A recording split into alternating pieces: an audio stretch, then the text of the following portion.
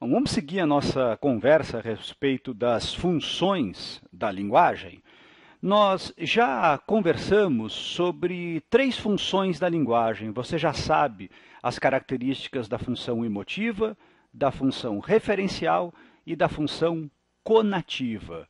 Pois bem, agora eu queria discutir com vocês um pouquinho a respeito da função metalinguística, que é justamente aquela que valoriza o código, é justamente aquela que valoriza a própria linguagem.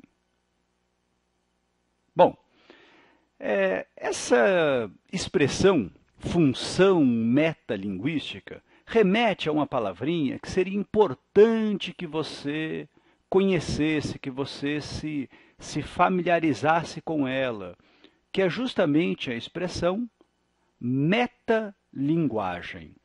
Ora, você sabe que em grego, esse elemento antepositivo aqui, meta, ele pode ter vários significados.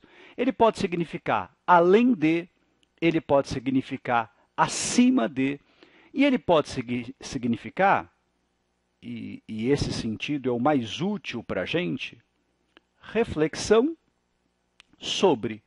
De modo que a metalinguagem seria a reflexão sobre a própria linguagem. Então, sempre que um texto tematiza o código, sempre que um texto fala sobre a própria linguagem, a gente diz que ele é metalinguístico. A gente diz que ele tem a predominância dessa tal de função metalinguística. Bom, você quer ver um exemplo bem fácil para você entender isso? Toda aula que você tem de linguagem, toda aula de português, por exemplo, que você tem na sua vida, é uma aula de natureza metalinguística. E por quê? Porque numa aula de português, para pensar um pouquinho, o professor ele usa a linguagem para explicar a própria linguagem. Ele está fazendo uma reflexão sobre o código, uma reflexão sobre a própria linguagem. Agora, por exemplo, numa aula de física, numa aula de biologia ou numa aula de história, o professor ele não vai ficar falando sobre a própria linguagem. Por isso a gente diz, eu volto aqui à imagem anterior, que nessas outras aulas a função de linguagem dominante é a função referencial, porque eles estão chamando atenção para o assunto daquelas disciplinas. Bom, no final das contas, em português, o que ocorre é que o assunto é a própria linguagem. Um outro exemplo de metalinguagem que seria legal de você memorizar é o dicionário. Por que a gente vai dizer que o dicionário é uma obra metalinguística? Ora, porque o dicionário vai explicar o significado das palavras. E como ele faz isso? Por intermédio da própria linguagem.